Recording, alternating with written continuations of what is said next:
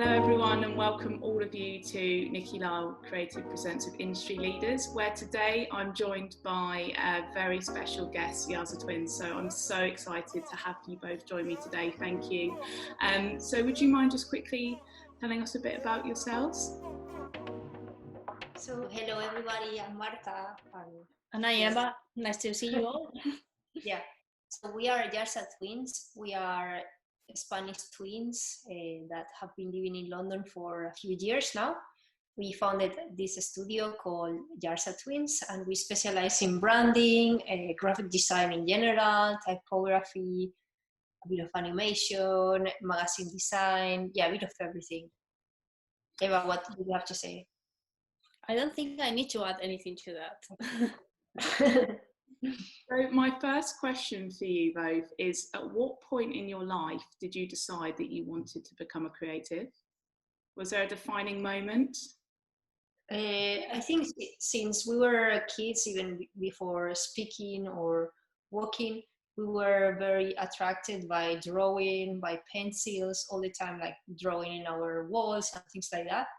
So since that moment, yeah, but you can speak. Maybe I'm speaking too much. No, sorry. I think we were clear. Yeah, as Marta said from the beginning, to do something like arts. It's just we didn't know about design until we kind of were in university. So then we switched to design, let's say. Yeah, I think that's a common thread actually. Most creatives, you start off gravitating towards design and art at school, and then it's only when you finish your studies and you're maybe the age of like 16, 17, 18, you really discover graphic design as a career option. Exactly. And so was there any competition between you both when you were younger being creative? I think more than collaborative, no? Yeah, it was more like a collaboration rather than a competition. Okay, that's amazing. And so at what point did you decide that you wanted to collaborate and join forces and create your own studio? So I will start with this. When I grew up and I went to university, I didn't know what graphic design was. Yeah. Eva didn't as well. So I studied construction engineering because I really like numbers and buildings and all these things. I never studied fine arts. And later, like, Eva discovered graphic design. And when I finished graduating my university, our country, Spain, had a huge crisis. So the jobs in construction, architecture, and all of these kind of jobs were really affected. So it was really difficult to get a proper job with a proper salary. And I decided to do the master's that Eva was doing in London of graphic design, and that's how I started. And Eva, I give you the word now. Yeah, I mean, do you want to know how we started the studio, or even the backstory of how, because I know you both started in different ways as well. And different routes as designers. So I studied fine arts in Madrid, and well, I mean, being realistic, the people who do live out of art was very minimum. So I wanted to see any other ways I could make a living. So I wanted to do art restoration, and I went to the first class, and it was so boring. Like, I imagined my whole life just restoring someone else's art like this, like that. I took like introduction to design. And it was really like a window opened for me, and I was really passionate about design. So I ended up specializing in design inside of fine arts. And then I decided to study in Centro San Martin's a master in graphic design, which Marta studied after. And that's how we kind of got into this world. Yeah, and after you finished studying, what was your first job as a creative? So I was in different studios. So I did internships in Madrid with one guy just before I came here. And after, I was with Sackmeister and Walls in New York. That was one of my first internships, and it was really cool. And after I landed my first kind of proper job in Magpie Studio, I was interning, and then I became like a graphic designer there. Yeah. And for me, I started working in a fashion photography studio in Camden. And yeah, I was like there. I started as assistant and stayed with them 2 years and learned so many things. And yeah, that was my job before I could open Yarza Twins. At what point did you decide that you wanted to collaborate and create your own studio? So it kind of very naturally, no? Like we knew that we were not having like proper chances at the beginning of getting proper design jobs because we were like immigrants, recent graduates. So we started like making projects together because we really understood that maybe it was destiny, that you had to follow that, and things were going more successful for us when we were collaborating than working alone. So why not? It made sense. It was very natural, I think. Yeah, and what was one of the first jobs that you started working on as a studio?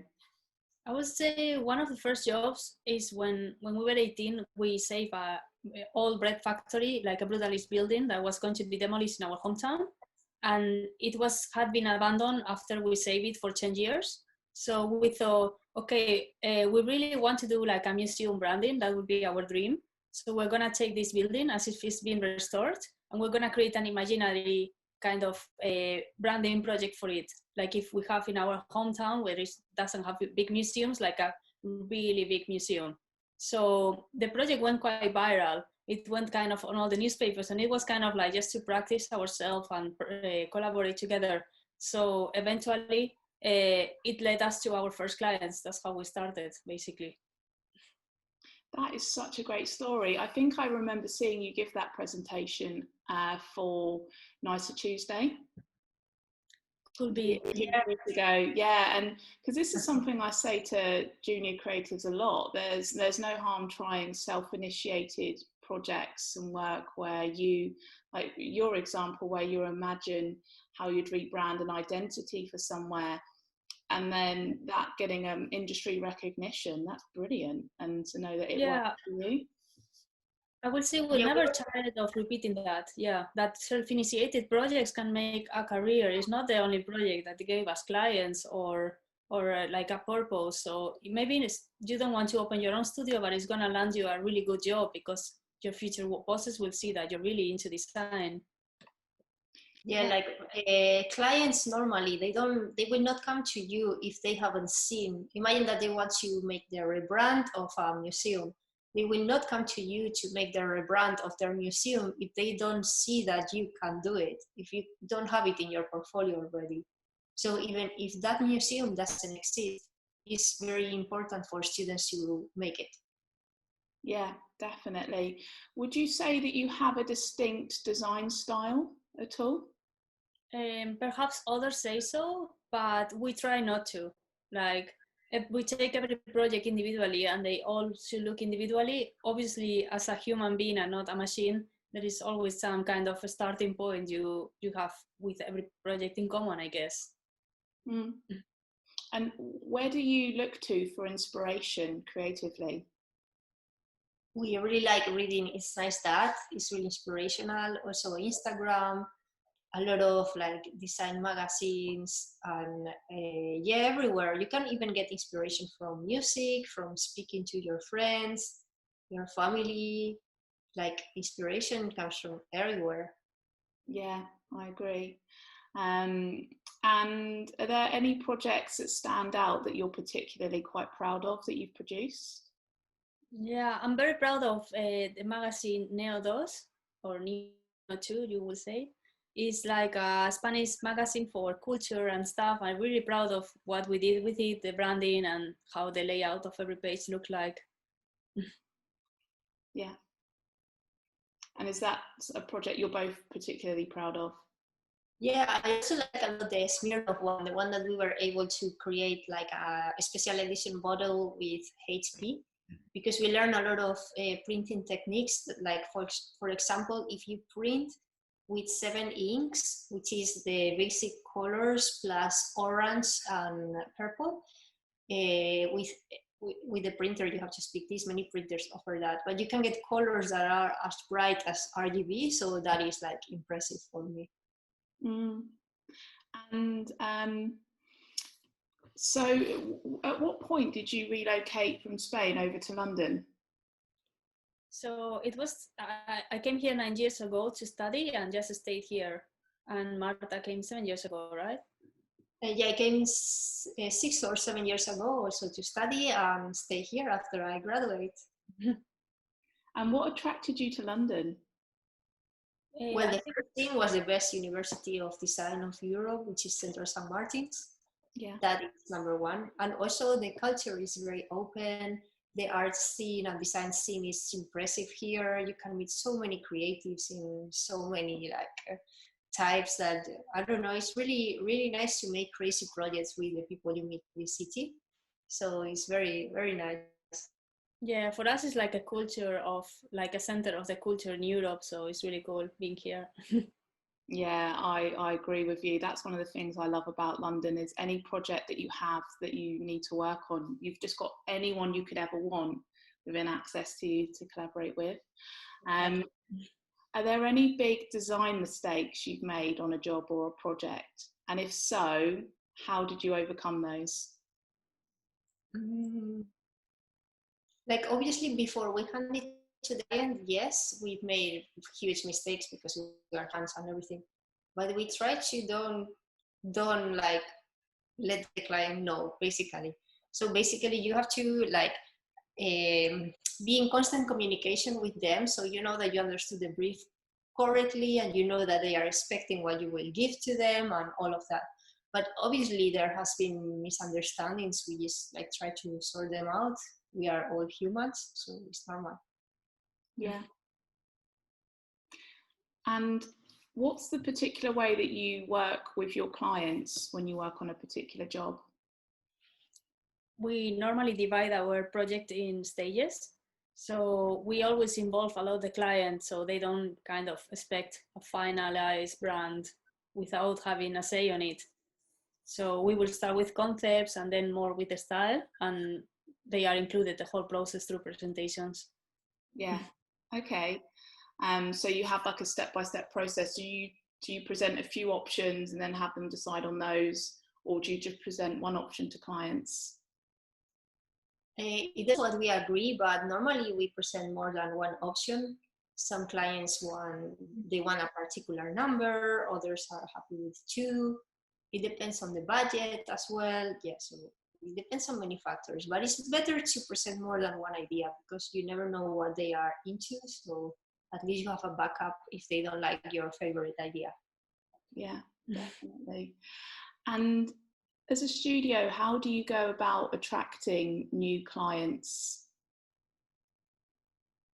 For us, the typical thing of sending an email and saying, hi, we are this studio, we can make this, it never ever worked. Like people don't even reply to us. So our clients basically come because someone has worked with us before and they recommend us mouth by mouth. But many things work like that in this industry. So that's why it's so important to put your work out there in Instagram, in social media. And what have you found has been one of the most effective tools in social media that you've used to help with showing your work? I would say either Behance or Instagram. Both of them have been very helpful at the beginning of our career. I guess nowadays, Instagram is very relevant. Yeah, definitely. I agree. And what advice would you give to any junior creatives that are just starting out in the industry at this moment in time? When we graduated, there was also a huge crisis in Spain. So we kind of have experience of starting in the worst of the times. We recommend them to never give up, to keep creative, always do something. So maybe for example, we save a building that has nothing to do with graphic design, but somehow later we made the branding for this building and it helped our career. So do what you feel like, follow your instinct and your heart, but never don't use excuses to say, oh yeah, but I don't have time because I'm working in a restaurant or in a bar and it's so many hours. Eva and me were working also in shops and in restaurants when we were students and after that, and still we had time to create our own projects in the night or in the weekend. So yeah, don't find excuses. It's a time for work hard. It's a global crisis, so you need to be working hard. Unless you are from a millionaire family. So you two are pretty much self-made. That's quite inspiring to hear that, you know, on the side you're working other jobs like in restaurants and in bars and then creating work on the side as well. Yeah, it's always been important for us to be focused of what we want to do, because when you are like just graduated, obviously you don't have a lot of opportunities.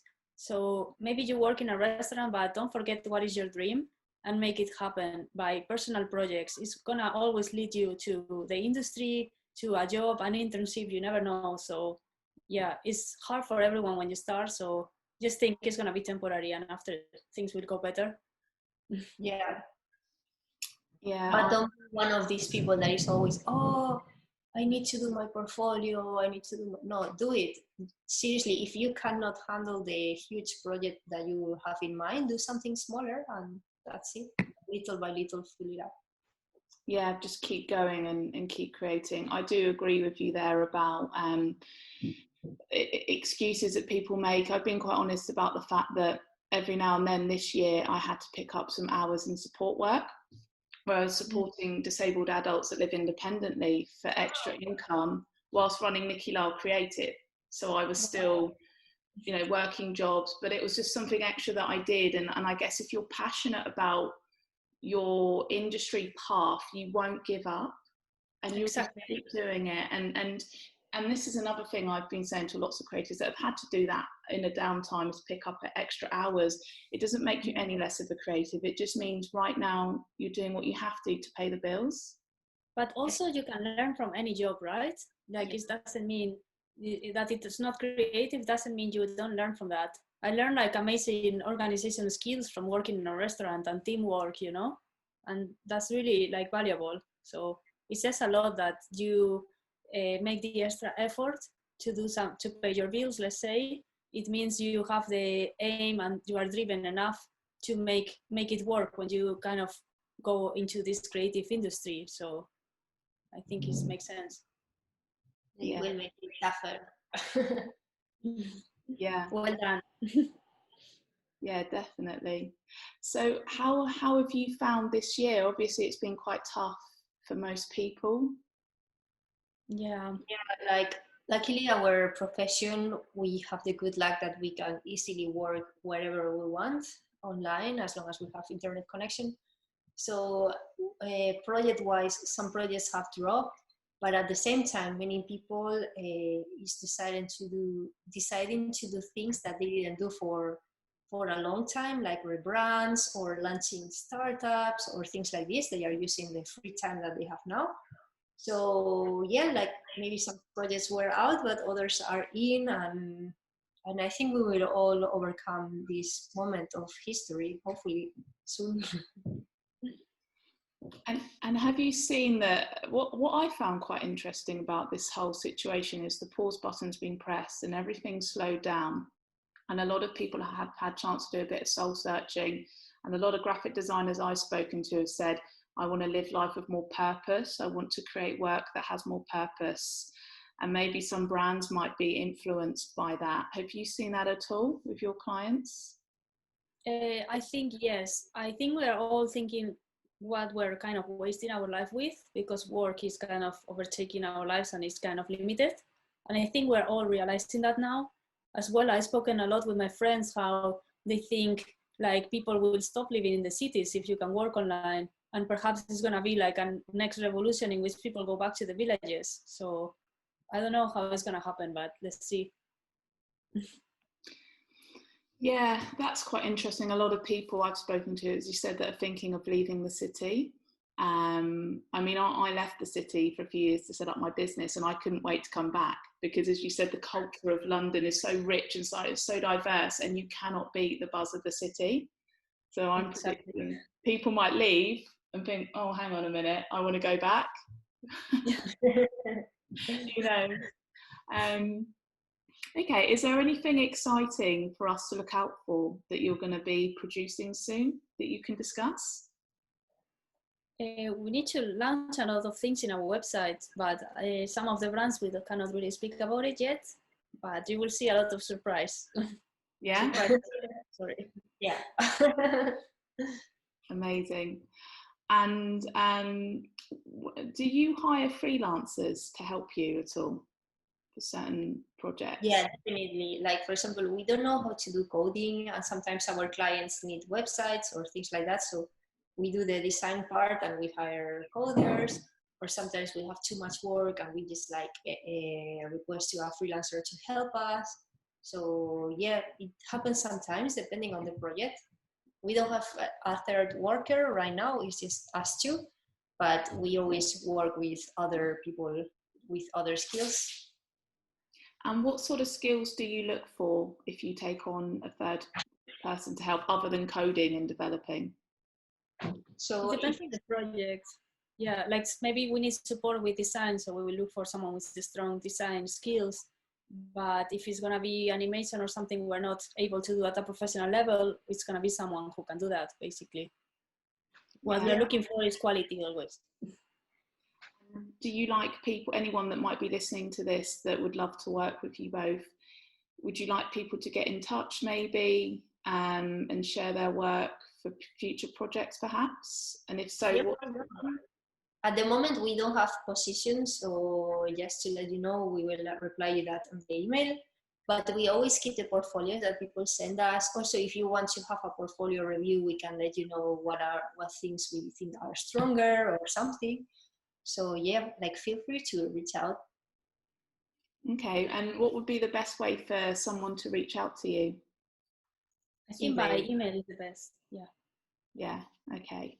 Because it can be confusing, I find, when people connect on LinkedIn and then they tweet you and then they direct message you on Instagram. I always advise people that like email is the best way to get in touch. Yeah. And especially sending through all attachments and make sure they work. So once they get your attention to potentially collaborate, they want to make sure you can really see their work as well. Mm-hmm. Yeah, because sometimes they send you websites and they end up like staying so long without loading that you are not able to see the work, and it's like, I don't have like half an hour to load this website. So you need to bear in mind that as well to make things efficient. Yes. And do you like to receive PDF portfolios or websites? I don't mind. Yeah, as long as the work is good. Yeah. I don't see it's very important, for example, CVs. Obviously, I wouldn't say don't send CVs over, but I think a good portfolio is more relevant for us at least. Yeah, I don't mind if you work in a cafe. If you're a great designer and I need you, I will get you. Yeah, most, like 99.9% of the time, people are only interested in portfolios. And that's the beauty of design, is you're as good as your portfolio. And it's not always about where you've worked, it's about what you have created and what you could create. Yeah, exactly. And do you have any designers or design agencies that you look to for inspiration that you're quite inspired by at the moment? I guess we always look for inspirations constantly, so everyone can be an inspiration. Don't know. Yeah, we follow like more than 1,000 people on Instagram, so I guess all of them are an inspiration for us. Yeah. So basically everyone you follow on Instagram is who you're inspired by. Yeah. There's very strong kind of designers these days, so it's really an inspiring moment to be in the creative industry. Yeah, definitely. And do you ever work on like side hustles or passion projects as well as client work? Yes, I mean, when we are really busy, we're not able to, but we always try to make personal projects when we're a little bit more free. Sometimes you have like a week, you don't need to work full time, so that's what we will do. Yeah, we do that, or if not, we tidy up our portfolio to show a project that perhaps we couldn't upload it yet or something, because sometimes it's not how you present your projects in their portfolio, it's like how beautiful they look, how well presented it is, and how clean, because some people have great ideas but later take really bad pictures. So yeah, bear in mind, if you make your own CV or PDF or whatever, that it looks professional is the most important thing. Yeah, I wholeheartedly agree. As a designer, you should be designing how you're presenting yourself. It's not enough just to say, oh, this was the design. It needs to be beautifully photographed and almost show the details, because as designers and creative, we love those little details. So I always say just show them off when you're putting together your work. So if anyone that's watching this is inspired by you both to set up their own studio, what top advice would you give? So I would say work for other people before, because you will learn many things you don't expect to learn. So that's really important. And always be open to collaborate with others. Yeah. Okay. And what about the more technical side to like setting up your company? Is that something you both try to manage yourselves, or do you outsource it? Because sometimes that can be the challenging part of running a company. So we have an accountant, but the rest we kind of do it ourselves because we are still small. So it's not taking a lot of time for us. Where are most of your clients based? Are they UK based or overseas? So we have many clients in the UK, but they are mostly internationally. So we have like all over Europe, in Spain, in America, in Asia. So yeah, it's like everywhere, which is really cool. And I think it's something that every studio is facing right now, international clients that you can work with them from anywhere. So it's cool. And have you found any markets are a bit busier at the moment, like the Asian market currently? We find that the one that is busier right now is the USA market. We feel, but yeah, personally with our studio, maybe another studio has more market in Asia at this moment.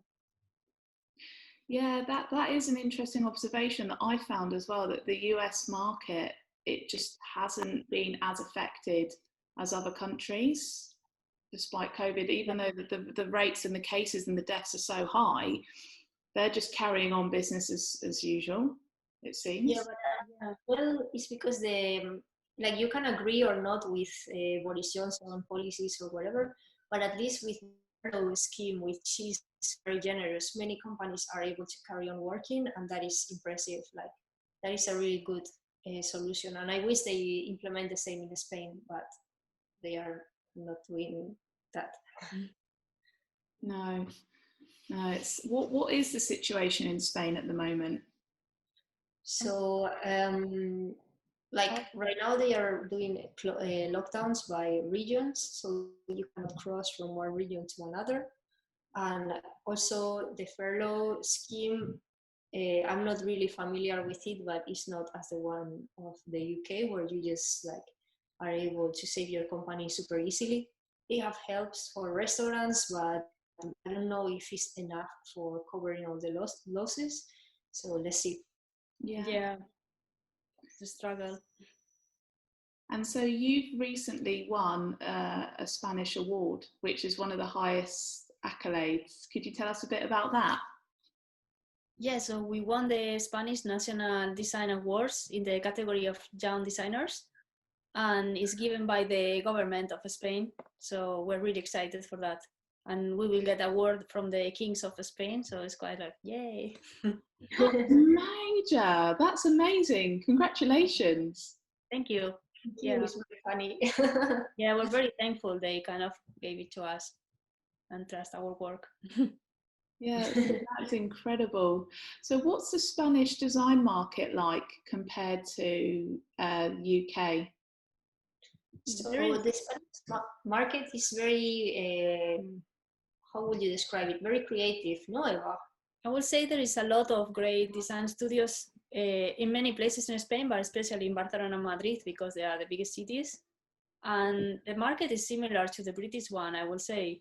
It's a lot of international kind of names there. And yeah, we admire a lot of people who are based in Spain. So it's pretty cool there. Yeah, definitely. Is there any kind of familiarities with an aesthetic at all that you see? Like what would be the main differences if you could pinpoint anything that would be different between UK design and Spanish design? I would say Spanish design is more colorful, and British probably, both of them are really good quality. British is probably more about craft, And also, if you think about America and like New York, I would say it's more about creativity or kind of more arty. Yeah, that is really interesting. How would you compare that to other markets, such as Asia clients that you work with? I don't think we haven't worked with that many Asian clients. Yeah, So we work with three, so we don't have like a broad view of the whole market. But I would say they are slightly more traditional than European markets, for example. Yeah. And if you were to kind of rank the countries that you enjoy creating work for, would you be able to position the clients that you enjoy working with? No, because like it depends on the client. No, some Yeah. clients want to give you a lot of free, others less. So I couldn't like tidy in order the countries. I love all of them. yeah, well, I would say the best clients are the ones who trust your work and your knowledge on this. So it's really important for us working with clients who believe in good design. Yeah, definitely. One thing I found really interesting about lockdown is I've had a lot more clients in the US reach out to me, and I always traditionally just work the UK market. I've also had European clients from like Amsterdam reaching out a lot, and I think that almost because we've been in lockdown globally, people are online more and reaching out for collaborations, which I've found fascinating, actually. Yeah, I think there's been a switch, right? To work online is becoming the normal. So I think that's a positive point out of this. And yeah, we can collaborate more with America or with other countries. Yeah, easier. Yeah, I think it's very good times for because of that. At least let's see the positive side of COVID.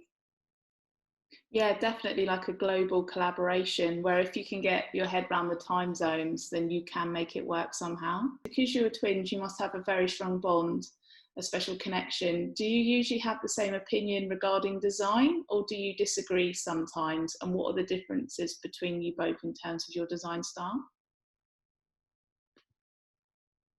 Would you reply that, Marta, or? So yeah, we have very different styles, which is very surprising for being twins. But it's very good because we trust each other, so we can freely say our opinion and arrive to a middle point, which is richer than when you just think the things by yourself. So we have really interesting conversations about how projects need to look like, what things can be added that will add value, and things like that. So Yeah, I will also add that we have as well enough experience to understand what is working and what is not. So sometimes you will bring an idea to the table, the other one brings a really good idea, and we know which one is the best. But I guess experience gives you that. Yeah. So is it normally quite harmonious between you both, where you both present an idea and you pretty much agree which is the better one without any? I would say yes. Otherwise, if we cannot agree, we will present the two ideas to the client and let it go. Yeah. Okay. And what are the two different design styles you both bring? Uh, it depends on the project and what you are designing, but like maybe one of us have an approach to the project more crazy and the other one more conceptual. Yeah, normally it's more about the concept, I would say, where we could differ, but it's not very common. Even if we present more than one idea, we both agree which one is the best one normally. Yeah. Okay. Um, so another question here is, you said you started your own company straight away. So that means you've never worked with any creative agency. So have you missed work with more experienced designers and taking their feedback and developing new skills? Well, maybe I you think mean this person Yeah, so I I think think you have, Eva. You've worked at other agencies before. yeah, Set up. we worked You have. a few of them. Well, what happened is when we graduated is when we struggled to find a job, and we work in these restaurants and stuff, but eventually we got jobs and we worked for different agencies in London, in Madrid, and in New York, and it was really important to understand the industry better. And I wouldn't recommend people to graduate and open their own thing straight away without any experience. Yeah, especially because also when you're working in other agencies, you can see how how treating with clients is, how to like make them happy and everything, which is also a very important skill. Yeah, definitely. And when I gave a talk for D&AD the other month, that's one of the things that I said, is that you need to learn the rules first to know how to break them. And you have to learn definitely. the infrastructure of an agency. And there are reasons that certain design agencies thrive, and they've been going for years and years because of a formula. But sometimes if you take all those ideas on board and then you just apply your own way of doing things, so like the Yarza Twins way of doing it, and then that's like tweaking. Yeah, but you already know how it should work, so yeah, makes sense. It's very good advice. Do you have, I mean, this is another question, what books are you both reading at the moment? I'm trying one, where do you have it here? I'm gonna start this one. I'll show you. I am reading an online book. It's called The Infinitive in a Junco. It's a Spanish book and written you're by... reading that? I'm reading that one. Ah, okay. So this book, maybe all of you are really interested about it.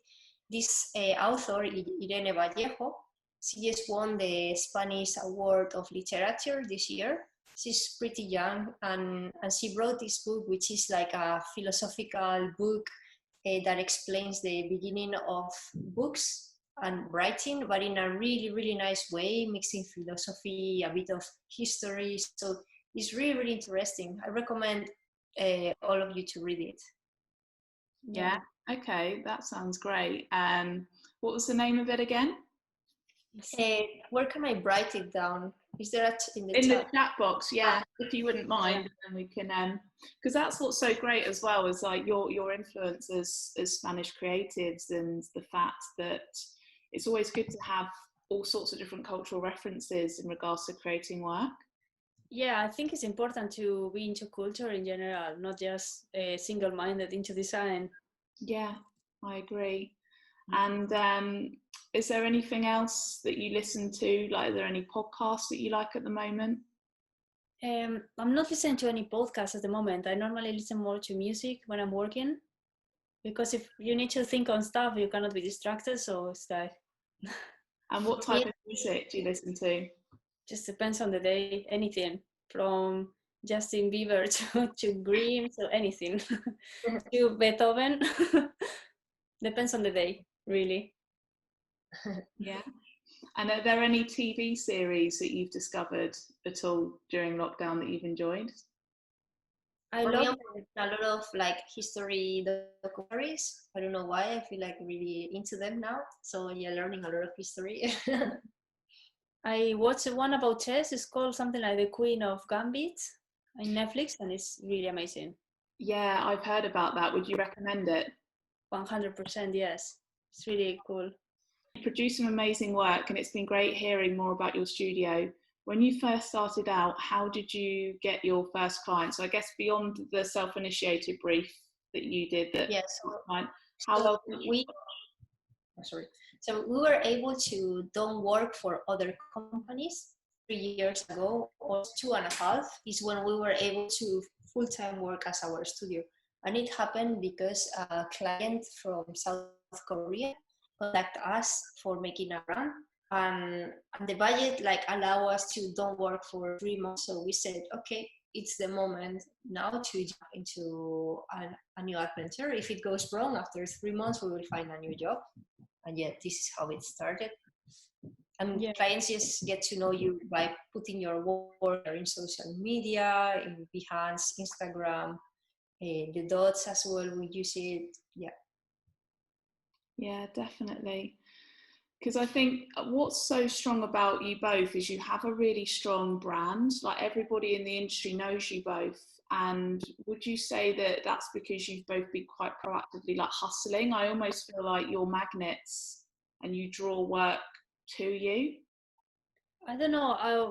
I don't think we are that trying that hard in Instagram. We barely post lately. But I would like to think that our work speaks for ourselves. So I guess we always have energy and passion for work on this. So I guess clients can see that. Yeah, definitely. And I guess as you were saying earlier, how you promote, how you put together your work, which is so important, and clients can see that in the presentation of the care you take of your portfolio and your website when you have downtime. Exactly, because we take a lot of attention to how we present the projects, because a bad picture can make a logo look bad, for example. So yeah, it's very important. And would you say that you're quite proactive in the industry with reaching out to certain companies and publications to get your work out there?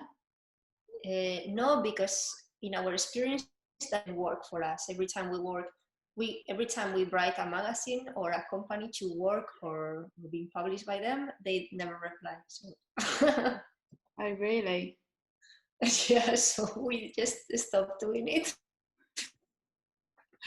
Do you find time to learn new things? If yes, what resources are you using? So do you follow any like courses or tutorials? So at the moment, no, because we didn't have time. But something that I really want to get into is a way of doing kerning in typography faster. So if anybody has a tip or something, let us know. And have you considered learning motion? Because motion's such a big thing at the moment that loads of people are upskilling in. I mean, we have basic knowledge of motion because when we started, we tried to learn kind of everything, so to be self-efficient. But it's not, now we are in this point in life, we prefer to kind of call a freelancer and help us out with these things. Yeah, I agree. Sometimes it's better to have someone that is like an industry guru in that creates like a mind-blowing version of the motion to complement your design. And how would you like to see next year unfold off the back of everything that we've been through globally with COVID? Do you have any hopes of changes you'd like to see at all? I mean, I hope there are gonna be a lot of changes. I just hope there are gonna be some positive ones. I'm really sorry for all the families that are suffering these days with all these lockdowns and like losing jobs. So I really hope, especially for people who are already suffering, that things will go better soon. Yeah, definitely.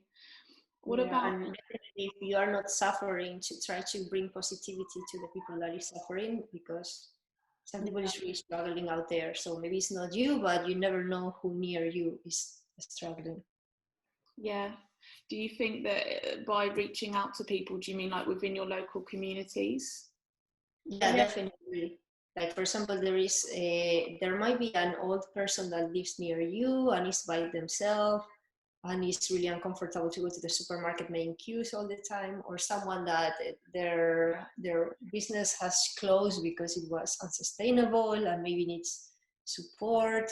Yeah, who knows? Like, you know, there can be millions of situations right now. Yeah, I do sense there is a bigger sense of community now. Like people are starting to realize who is the neighbor. So hopefully it's gonna lead to people helping out each other.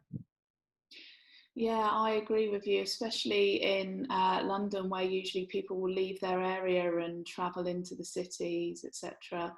We're all in the same street, and suddenly everyone has got to know their neighbours a bit more. And I wonder if people are going to support more local businesses.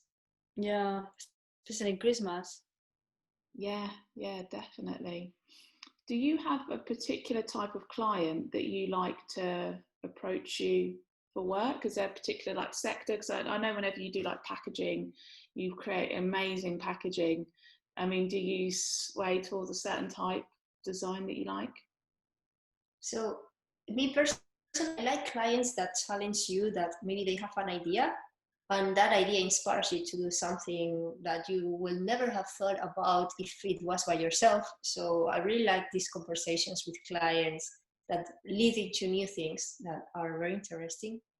Yeah, I love all kinds of projects. I would say if I have a dream project is to make branding for a museum, for example. So let's see one day. Yeah, definitely. Branding for a museum. I mean, if you say it, put it out into the universe, you never know. Yeah. Yeah, one to add. Have you ever refused taking on some projects, and if so, why? Yeah.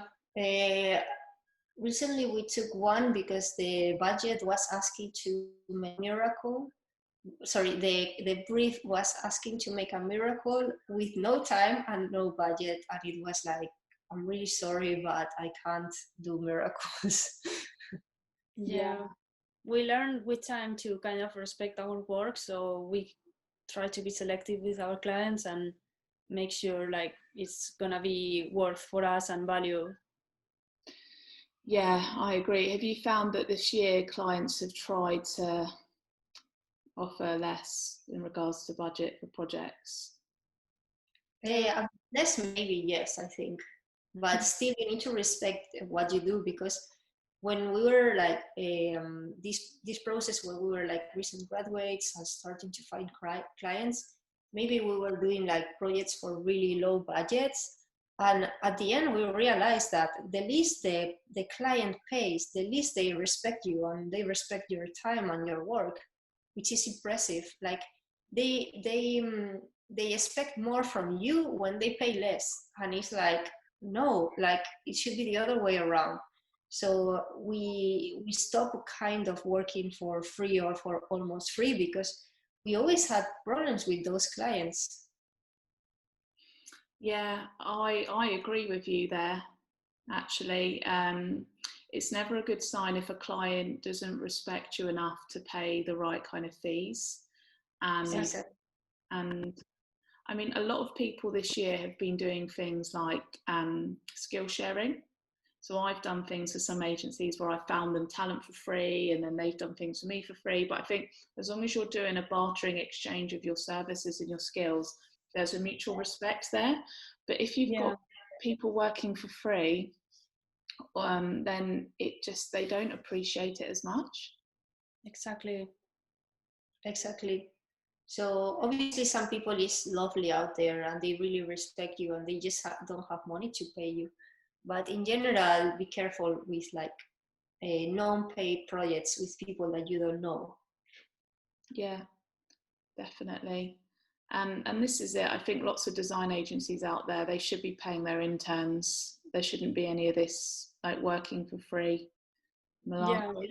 Oh yeah, definitely. With interns, my opinion is that there are schemes that can pay them if you don't have money, but if you don't apply for a scheme, like if you 100% have someone for free in your studio not getting anything, I don't see the point. I think it's unfair. Yeah. Like there are Erasmus schemes and things like that where they can get an income, which is very important for them. And I think as well, it makes it very classist. So only the kids that are from wealthy families can afford to work in the studios. I couldn't do free internships. There were some studios I wanted to work and I couldn't because I couldn't afford them. I couldn't afford working for them. Yeah, definitely. And I know there's certain agencies like Pentagram as a rule where they won't take on freelancers without paying them, because of those sorts of things, like you're only offering it to kids that can afford it, and then it just creates more imbalance in the industry. Exactly, and you're cutting an opportunity to someone who is really could be valuable for the industry, you know, so it's pretty bad. Yeah, it's like, what do you value more, the background of the person or the portfolio? I value more the portfolio of the person. Yeah, definitely. So normally, where is your studio based? We are based in Whitechapel normally. Okay. What made you choose Whitechapel? It's really close to Shoreditch. I would say it's like a really cultural hub there, so it's pretty cool there.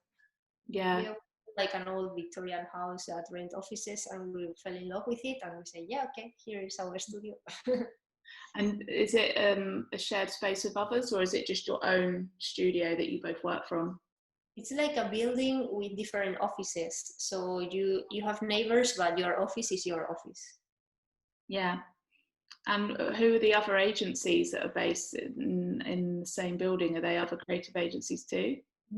they are not creative. Like one of them was like doing organic industrial design, and it's the most beautiful one. The others were charities, so a bit of everything, Mm-hmm. like a mix and match. Yeah, that's quite good actually. At least you've got a bit of diversity around you as well. So what are the main things you're looking forward to as we get out of lockdown, and places you want to go to and revisit in London again?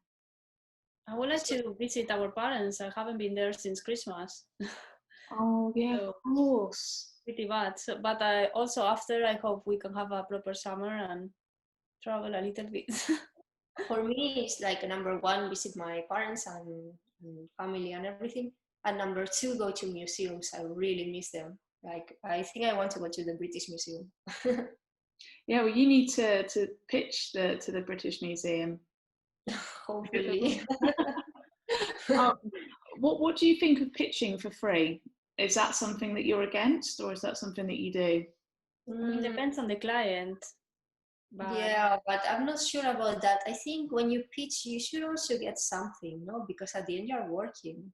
yeah, Like when you dedicate 1 week to pitch for a project, you don't get it, and later is time you've lost, mm-hmm. So I think you should be paid. Yeah, I agree. I think we should make it an industry standard where every client pays someone at least £1,000, if not 500, for their ideas as a minimum. Exactly. Yeah, a minimum of 1,000. Well, depending also what they want, because some clients want the whole project for the pitch for free, and it's a bit unfair, I feel. But yeah. Yeah, I think that that's something as an industry we should make a stand against, actually, because I found a lot of clients big brands have been exploiting the fact we've been in COVID, and they've been getting all these design agencies just to pitch, just to give ideas, and it's like false hope, and it's working long hours when people are like, oh, we need this to come off, like hopefully it will, and then it's just a lot of clients are even saying, yeah, we're not going to do anything now until the new year. So I think if we all make a stand in the industry and say no one's working for free or pitching for free, and there should be a minimum of £1,000 that's paid, and then you maybe select 3 or 4 agencies, and then. But also be clear, right, about the terms. How many other agencies are there, or what will happen if you win or if you don't. So. Yeah, well, this is it, and I don't know. I think if everybody is the same and doesn't pitch for free, then we might actually have a bit of industry change. Yeah, perhaps. Definitely. I think it is something we all need to be together, because if not, it won't happen. Yeah. Are there any brands or agencies out there that you've heard that have been producing good things or positive things during this year? I mean, I like everything that, for example, Nike does. Yeah. And I mean, so many agencies, it's just hard to just tell you just one. But it was Carlsberg that is going to change all the glass bottles into some weird recycled material, which is really cool. So some agencies and companies are working together to redesign the new packaging of the future to be less polluting, and I think it's really cool. Yeah. Do you think that's up to design agencies to advise clients to use more renewable sources or like recyclable materials, etc.? Yeah, I think that as designers, it's our responsibility to, when a client approaches us, to teach them how to be more eco-friendly and the solutions that can twist their project to be more friendly with the earth. I think it's one of our responsibilities as creatives. Yeah, definitely. And it would be good. Do you know if there's any resources online where people have uncovered all of that for design agencies to tap into? I don't think there is one that has all together, but you need to research online. Like, for example, if you're doing packaging, research materials that are right now being experimented that help like the environment or things like that. Yeah. Yeah. Is there any companies that you've got your eye on at the moment that are offering more greener solutions at all with materials? There are many. Like we were working with some in the UK, but also there are in India for a project. We were contacting them all over the world. People is changing their mentality and starting to experiment with all of this. Yeah. So As well, as you research, you find. Sorry, Eva. no, as well as designers, it's in our hands to advise the clients about materials and which way they can help the planet a little bit. So let's hope this year that's one of the changes we will see. Yeah, I agree with you. I think one thing I want to encourage clients to do this year is look at what pension companies they're using, because there's an issue with a lot of pension companies that are playing like the stock market with certain fossil fuels, etc., that damage the earth, and actually thinking of more eco-friendly companies to use and educating people with that. But yeah, I think that's the end of my questions, but I just want to, I know you're busy, so I really appreciate your time, both of you. So thank you for joining us today. And thank you for inviting us. No, and yeah, I can't wait to see what new projects you're going to be releasing. So we need to look out on your website, do we? Yeah, Instagram is better, no? Yeah, we will publish whenever we have the time to kind of present everything. Okay, so Instagram and your website. Thank you so much. Yeah, no worries. Thank you both. Take care. Bye. Thank you. Bye. Thank you.